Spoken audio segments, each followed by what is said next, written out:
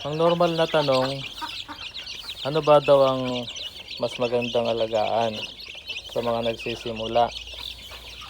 Yung bang sisiw, bibili ka ng mga sisiw, yung 1 week old, 1 month, ayan. Or yung bibili ka na nung mga malalaki na, yung mga ready to lay.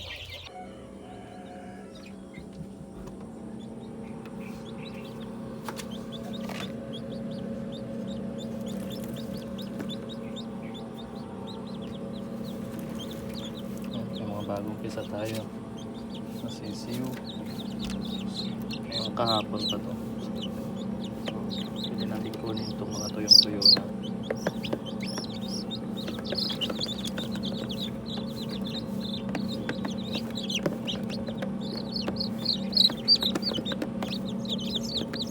Ito mga Rhode Island native.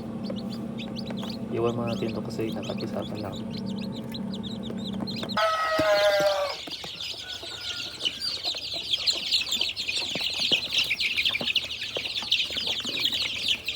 So, lagyan natin doon.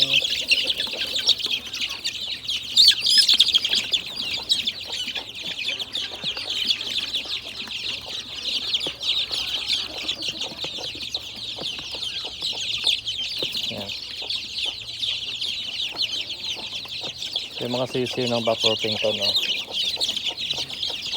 Matataba talaga. Baby pa lang. Yeah, pero black yan. Na-crossbreed siya doon sa ano, sa Black Ocelot na babae. Yung mga native, oh. Maliliit. Okay. Papakain na tayo. Yan, so okay naman sila. Walang na namatay. Ito, yan yung mga 3 weeks. 3 weeks to 1 month.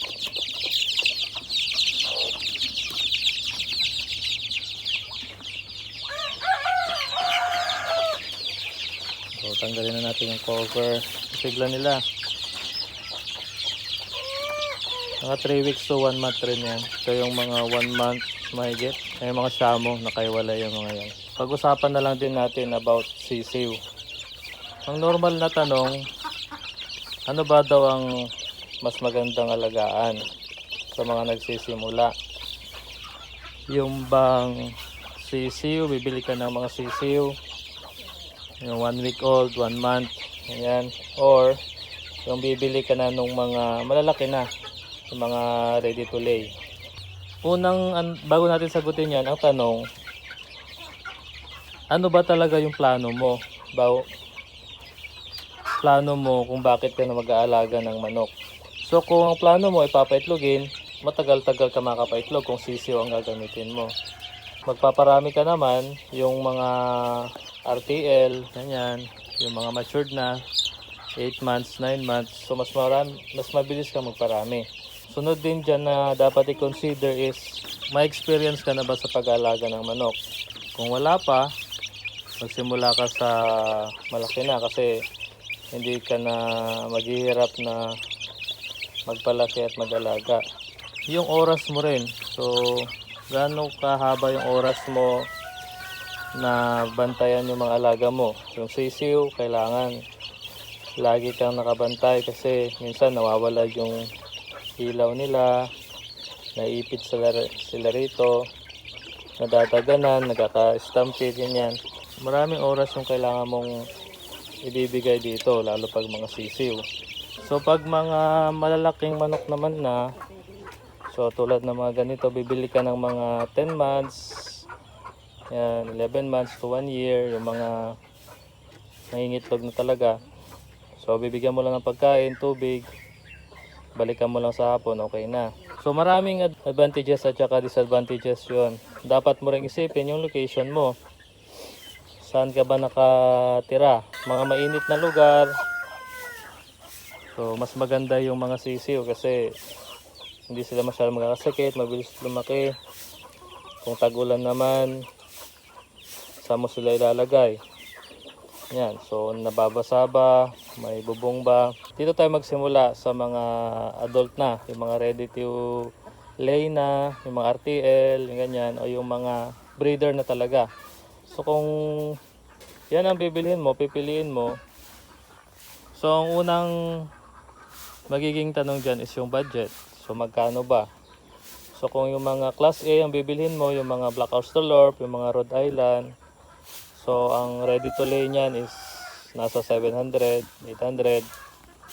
So depende rin kung kaninong farm ka bibili, anong klaseng bloodline yan, ganun. Parehas naman sa iba, yung mga asil, yan, yung mga cross na mga asil, babae, so mas mahal.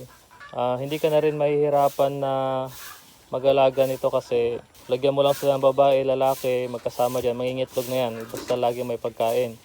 Ang tanong lang dyan is, saan ba galing yan? Kung bakunado ba yan? Wala bang sakit doon sa pinanggalingan nila? Kung magkakaiba yung binibili mong adult na mga manok, posible mag-aaway-away yan kasi hindi sila magkakilala. Parehas dito, magkakilala to simula ng mga bata. Hindi masyadong nagkakaaway. Meron lang talagang mga bloodline na talagang matatapang na territorial tulad ng mga asil at saka yung mga shamo. Sa mga sisiw naman, kung yan ang plano mong alagaan, medyo matatagalan ka kung magpaparami ka kasi 6 months, 7 months, 8 months, depende sa manok kung mangingitlog na siya. So mangingitlog yan, hindi mo naman masasabi na yung unang batch ng itlog niya is mga fertile na, may mga laman na. Magpaparami ka, marami kang hihintayin. Okay, so kung bumili ka ng sisiw na 100, so mga 50-50 chance makakakuha ka ng babae at lalaki. So hindi mo rin alam kung mabubuhay lahat yung mga sisiw kasi napaka-sensitive ng mga yan.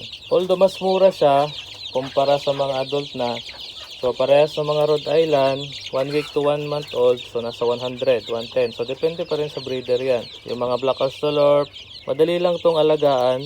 Yun nga lang is, syempre hindi mo naman masasabi na mabubuhay lahat kasi pabago-bago yung panahon, mga magkasakit, may mga lamok, may stress din yan sa maingay, ganyan.